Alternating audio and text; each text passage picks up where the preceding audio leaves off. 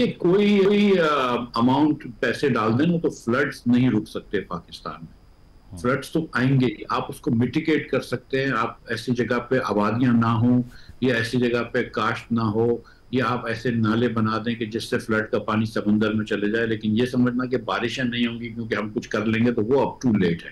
ایک climate change جو دنیا میں شروع ہو گیا ہے وہ تو ہو گیا ہے, لیکن جو 18 جانیں جو ضائع ہوئی ہیں, جو لوگ جہاں بحق ہوئے ہیں, اس سے کلائمیٹ چینج کے اوپر ڈالتے ہیں. ہمارے بہت سارے دوست جو ہیں اس کو نیچرل حادثہ کرتے ہیں, لیکن وہ کہیں دیر تک, بہت دیر تک لوگ کھڑے ہوئے تھے. اور میں سمجھتا ہوں کہ یہ ہمارے ملک کا سسٹم کا فیلئر ہے. میں اس پہ کوئی سیاست نہیں کر رہا ہوں کہ کون سی پارٹی کی کدھر حکومت ہے, یہ سسٹم کا فیلئر ہے کہ یہ لوگ ہوئے ہیں.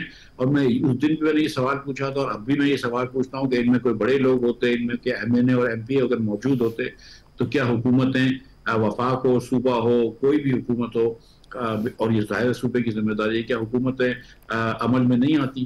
میرا نہیں خیال ہے کہ کوئی بڑے لوگ جو ہوتے وہ اگر ادھر ہوتے تو ان کی جانیں جا رہی تھی. یہ غریب لوگ تھے, یہ بیچارے, ان کا کوئی پرسان حال نہیں تھا, تو ان کو کسی نے وقت پہ ریسکیو نہیں کیا. صحیح. اس کے علاوہ وزارت خزانہ کی طرف سے جو ماہانہ معاشی آؤٹ لک رپورٹ آئی ہے, 11 ماہ میں کہا جا رہا ہے ترسیلات زر میں, برآمدات میں, درآمدات میں اضافہ ہوا ہے, اسٹیبلٹی آ رہی ہے. اس کے علاوہ پرائمری سرپلس کی باتیں ہو رہی ہیں. جی ڈی پی گروتھ کی پہلی کلیم جو تھی اس کو ہم نے ڈیبیٹ کر لیا. تو ٹرسٹ کریں گے ان فیکٹس کو جو کہ پیش کیے گئے ہیں حکومت کی طرف سے؟ لیکن وہاں سوائے جی ڈی پی گروتھ کے جو حکومت جو ہے وہ غلط کہہ رہی ہے, اس کے علاوہ تو باقی نمبرز ٹھیک ہیں. اس میں کوئی بحث نہیں ہے کہ برآمدات بھی بڑھی ہیں اور درآمدات بھی بڑھی ہیں, درآمدات زیادہ بڑھی ہیں. معاشی اسٹیبلٹی پاکستان میں ہے. سوال یہ ہے کہ اسٹیبلٹی کیسے آئی ہے؟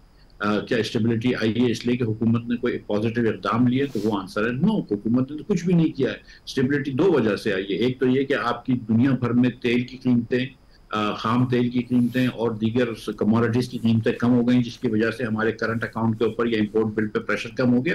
اور دوسرا یہ کہ 3 سال سے آپ لوگوں کو غریب کرتے آ رہے ہیں, ان کی قوت خرید آپ نے مار ڈالی. جو آپ نے شرح سود رکھا اس سے نوکریاں نہیں پیدا ہوئی. جب آپ بے روزگاری بڑھا رہے ہیں, جب آپ غربت بڑھا رہے ہیں, لوگوں کے پاس پیسہ ہی نہیں ہے.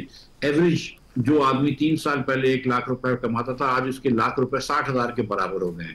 تو اس کی جب قوت خرید کم ہو گئی, کچھ خرید ہی نہیں پا رہا بیچارہ, تو آپ کی ایگریگیٹ ڈیمانڈ کم ہو گئی, امپورٹ کی ڈیمانڈ کم ہو گئی, اس سے اسٹیبلٹی آئی ہے. لوگوں کو غریب کر کے اسٹیبلٹی آئی ہے, لوگوں کو تقریباً غربت میں دھکیل کے اسٹیبلٹی آئی ہے. تو اس پہ حکومت کو شہنائیاں نہیں بجانی چاہیے. حکومت کو یہ کرنا چاہیے, کوشش کر کے حکومت کی طرف, گروتھ کی طرف جانا چاہیے. آپ نے تیل کی قیمتوں کی بات کی تو خبر تو یہ گردش کر رہی ہے کہ 15 روپے تک کا اضافہ ہو سکتا ہے پیٹرولیم مصنوعات کی قیمتوں میں. تو اگر انٹرنیشنلی قیمتیں کم ہو رہی ہیں, یہاں بڑھ رہی ہیں؟ وہ ایک فارمولا ہوتا ہے جس کے تحت یہاں سے کم ہوتی ہیں, بڑھتی ہیں, کیونکہ پچھلے 15 دنوں میں جنگ کے دوران قیمتیں بڑھی بھی تھیں, تو یہاں پہ قیمتیں بڑھی ہیں. دیکھیں قیمت میں 2 چیزیں ہوتی ہیں. ایک تو فارمولا بیسڈ قیمت ہوتی ہے, ٹھیک ہے, اس کے اندر 2 افیکٹ ہوتے ہیں جو لوکل گورنمنٹ کے افیکٹ ہو سکتے ہیں. نمبر 1 ایکسچینج ریٹ کیا ہے, وہ بھی مارکیٹ بیسڈ ہوتا ہے فار دا موسٹ پارٹ. اس وقت ایکسچینج ریٹ جو تھا وہ روپیہ ٹوٹ رہا ہے, اس کی وجہ یہ کہ اسٹیٹ بینک کو بہت سارا روپیہ واپس کرنا تھا, اور کچھ تو ری رول بھی چائنا نے کیا ہے, وہ بہت سارا روپیہ, کیونکہ پچھلے ماضی کے ہم نے جو ہمارے گناہ ہیں, جو ہم نے لون لیے رہے تھے بے اتحاشا, اس کو آج واپس کرنا پڑ رہا ہے. تو اس لیے یہ تو پیسے ہوتے ہیں. اور نمبر 2 جو ہوتی ہے کہ وہ حکومت اس پہ ٹیکس کتنا لگاتی ہے انٹرنیشنل پرائز کے اوپر. تو اس وقت پچھلے 15 دن پہلے تک تو 78 روپے ٹیکس تھا. میرا نہیں خیال ہے کہ حکومت ٹیکس بڑھائے گی. ہو سکتا ہے کہ آئی ایم ایف سے بات میں نے سنا ہے کہ 100 روپے تک کی ہوئی ہے, تو وہ حکومت ٹیکس لگائے گی, لیوی لگائے گی 100 روپے, اور اس کے اوپر شاید کاربن لیوی لگا لے گی 2.5%. لیکن باقی انٹرنیشنل پرائز ہوتی ہے, نہ وزیر اعظم کم کرتے ہیں نہ وزیر اعظم بڑھاتے ہیں, یہ فارمولا ہوتا ہے. بالکل.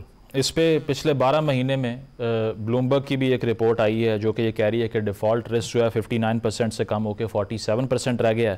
سرمایہ کاروں کا اعتماد بڑھ رہا ہے. اس پر کیا کامنٹ کریں گے آپ؟ اس پہ کوئی ڈاؤٹ ہی نہیں. آپ دیکھ لیجئے کہ آج سے 2-3 سال پہلے, 1 سال 2 سال پہلے جب آپ ٹی وی کے شو کرتے تھے تو کتنی مرتبہ آپ اکانومسٹوں کو بلا کے پوچھتے تھے کہ یار ڈیفالٹ کا کیا رسک ہے. آج تو کوئی بات نہیں کرتا ہے اللہ کی مہربانی سے.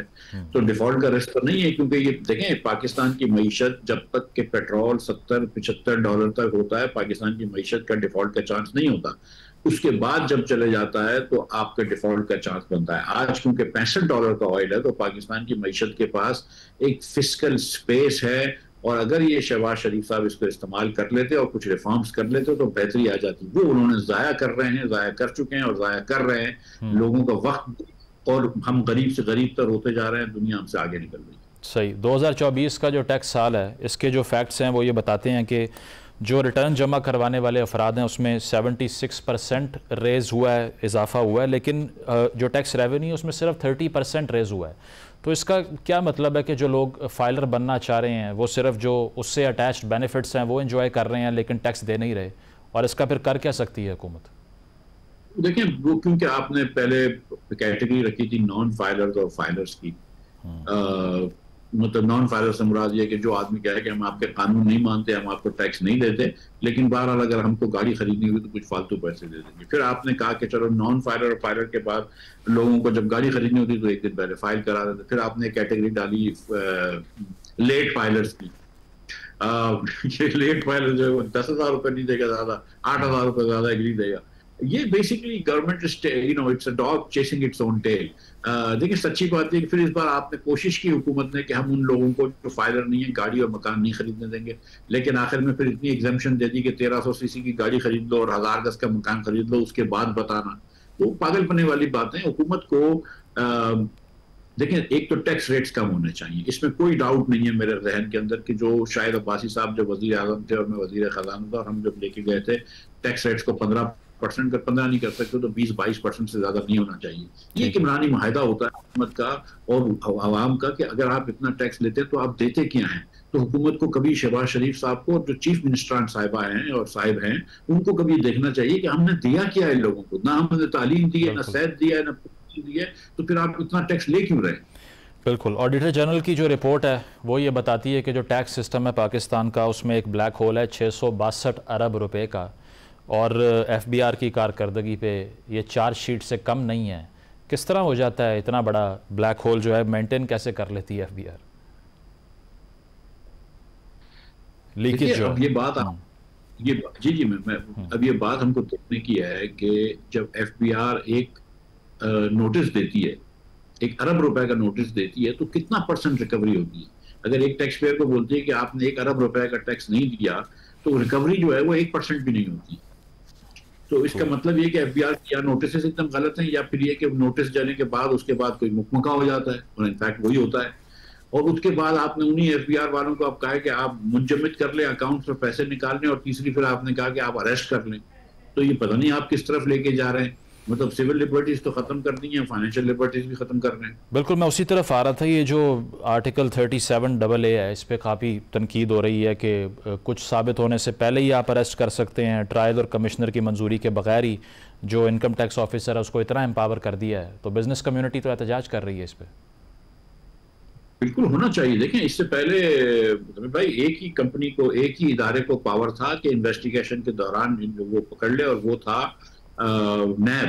اس میں بھی نیب جو تھا وہ چیئرمین سے پوچھتا تھا, اور اب تو انہوں نے تو یہ کہہ دیا کہ اسسٹنٹ کمشنر کو اگر کمشنر صاحب نہ ملیں تو وہ بغیر اس کے بھی پوچھ سکتے ہیں اور دوسرے دن بتا سکتے ہیں. تو پہلے دن آپ نے پکڑ لیا تو کسی بزنس مین کی پگڑی تو اچھال دی نا, یہ تو نہیں ہو سکتا نا. پھر اس کے بعد ہم نے سنا تھا کہ وزیر اعظم صاحب نے کہا کہ نہیں وہ کمیٹی ہونی چاہیے. تو میں یہ سچ مچ یہ سمجھتا ہوں کہ کمیٹی ہونی چاہیے, اور اگر اس کے اندر کچھ بزنس کے ریپرزینٹیو ہوں تو اچھا ہو, کیونکہ یہ ایف بی آر کو اس قسم کا پاور دینا کہ وہ کسی عزت دار بزنس مین کو جا کے اریسٹ کی تھریٹ کریں, یہ تو ایک ابیوز کے لیے آپ وہ جگہ کھول رہے ہیں. یہ بالکل نہیں ہونا چاہیے. ٹھیک ہے. آن دا لاسٹ نوٹ, چائنا نے 3.4 ارب ڈالر کا جو قرض ہے اس کو رول اوور کیا ہے. کیا امپیکٹ ہوگا, اور یہ ایکسپیکٹڈ تھا؟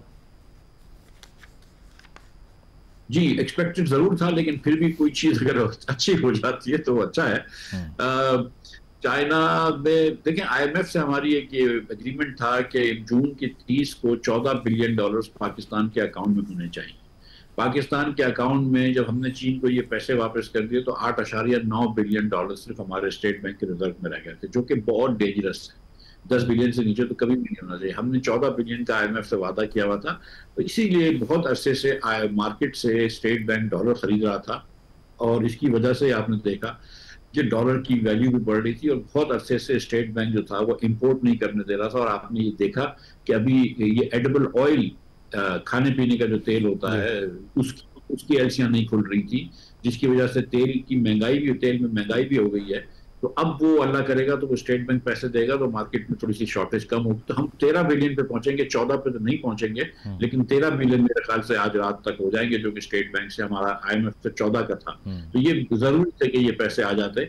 अब लेकिन इससे बात ये पता चलती है कि मुल्क अब भी जो है वो लोन्स के ऊपर डिपेंड करता है, हमारी सेहत जो है वो लोन के ऊपर होती है, और $65 के ऑयल के अंदर भी अगर हमको चीन वगैरह कर्जे ना दें तो हम लुढ़क ही रहे। बिल्कुल, मईशत का जो इन्हिसार है वो अब भी कर्ज़ों पे ही है। बहुत शुक्रिया, मिफ्ताह इस्माइल साहब हमारे साथ मौजूद थे। ब्रेक शामिल करते हैं, ब्रेक के बाद वापस आएंगे। Stay with us.